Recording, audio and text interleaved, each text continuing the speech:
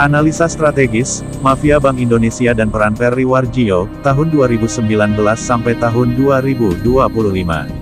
Oleh Christovita Wiloto, Chairman Strategik Indonesia. 1. Pembukaan. Bank Indonesia bukan lembaga netral. Sejak era reformasi hingga pemerintahan Jokowi, Bank Indonesia pelan-pelan disusupi dan dikuasai oleh kekuatan yang bukan bekerja untuk rakyat.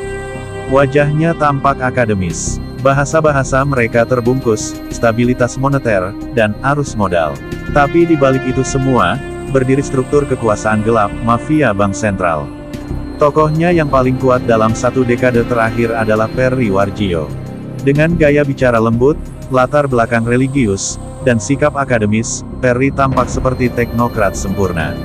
Tapi justru dari sanalah kejahatan dimulai, teknokrasi yang melayani kekuasaan, bukan kebenaran. 2. Siapa Perry Warjio dan jaringannya? Perry Warjio adalah Gubernur Bank Indonesia dari tahun 2018, dan diperpanjang oleh Presiden Jokowi untuk periode kedua pada tahun 2023. Sampai 2025, ia masih menjabat. Selama menjabat, Perry menciptakan dan melindungi sistem yang menjadi rumah bagi mafia moneter. Berikut ini sebagian dari jaringan dan keterlibatan langsung maupun tidak langsung. A. Aktor-aktor kunci. Perry Warjio, otak teknokratik, membuka ruang sistemik bagi mafia keuangan. Destri Damayanti, Deputi Gubernur Senior, pelindung oligarki bunga tinggi. Doni P. Juwono, Deputi Gubernur, memfasilitasi kebijakan QRIS. Juda Agung, Deputi Gubernur, loyalis Perry, pengembang sistem digital BI. Luhut Binsar Panjaitan, tokoh politik pelindung proyek ekonomi yang dibackup BI. Jokowi, atasan formal Perry, menjadikan BI alat pembiayaan kekuasaan. IMF dan elit finansial global, penentu doktrin ekonomi moneter Perry. Anak Perry Warjio, mendirikan fintech dengan mentor langsung dari ayahnya. Fintech asing dan bank besar, mitra mafia untuk transaksi gelap. 3. Modus kejahatan moneter di era Perry, tahun 2019 sampai tahun 2025.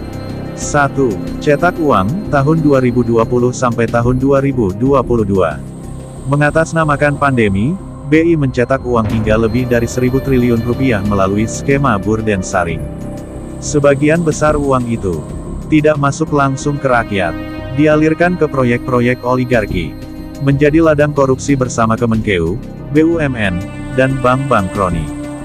2. Kompromi bunga tinggi. BI menahan suku bunga tinggi secara sengaja.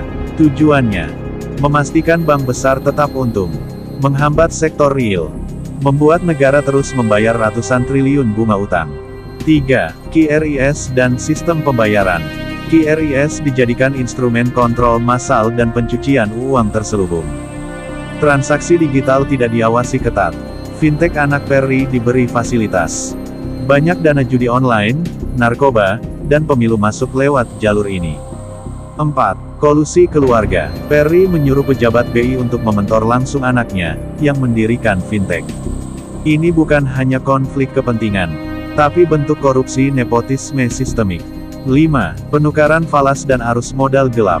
BI tidak menindak transaksi mencurigakan menjelang Pilpres 2024.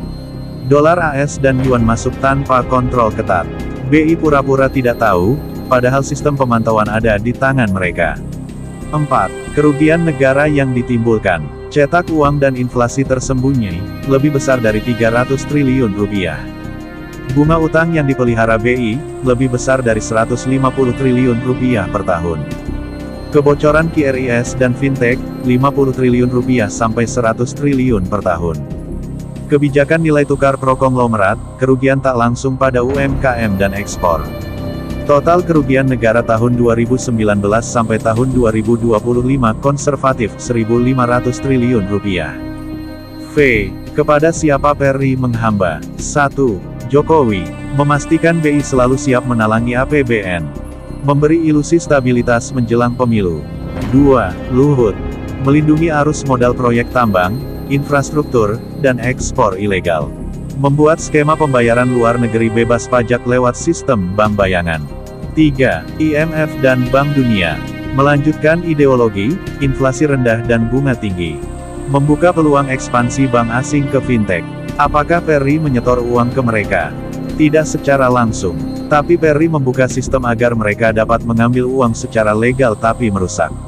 Itulah bentuk baru kolusi, sistemik, sunyi, dan licin. 6. Kronologi per tahun 2019 sampai tahun 2025. 2019, Perry kukuhkan sistem digitalisasi keuangan nasional. KRIS mulai dirancang. 2020. Pandemi, Perry setujui Burden Saring cetak uang lebih besar dari 400 triliun rupiah. BI mulai jadi ATM rezim. 2021. Perry lindungi proyek Bansos, padahal syarat akan pencucian uang. Sistem pembayaran digital makin longgar. 2022. Kasus pencucian uang melalui transaksi BI tembus 300 triliun rupiah, disorot PPATK. Perry tutup mulut, tidak klarifikasi. 2023. Diangkat kembali oleh Jokowi jadi gubernur BI. Mulai diketahui anaknya menjalankan fintech dengan dukungan BI. 2024. BI diam terhadap arus dana pemilu. Uang masuk dari luar negeri untuk kampanye ilegal. 2025. Sistem BI makin dikendalikan loyalis Perry. Perry siapkan pensiun dengan menjadikan fintech keluarga sebagai pewaris tahta gelap. 7. Arahan Tuhan Yesus Kristus terhadap mafia Bank Indonesia. Tuhan Yesus berkata, kamu tidak dapat mengabdi kepada Allah dan kepada Mamon. Mafia di Bank Indonesia telah menjadikan Mamon sebagai tuan. Mereka memeras rakyat dengan bahasa ekonomi, menghancurkan masa depan generasi muda dengan sistem keuangan palsu, memperkaya diri dan tuannya dengan mencetak uang lalu mendiamkan pencucian uang. Arahan dari Tuhan Yesus sangat jelas. Bertobatlah, sebab kerajaan Allah sudah dekat. Tuhan tidak akan diam, akan datang waktunya. Setiap transaksi disingkapkan, setiap kolusi dibongkar, setiap pemimpin yang mengkhianati rakyat akan ditelanjangi. Tugas kita adalah menyuarakan kebenaran, menolak Mamon, dan membangun sistem keuangan yang kudus, adil, dan berpihak kepada orang kecil. Tuhan Yesus tidak membenci teknokrat, tapi Ia murka kepada teknokrat yang menyembunyikan kejahatan dengan angka dan teori. Indonesia akan dibebaskan, dimulai dengan membongkar kejahatan Bank Indonesia dari dalam. Titik.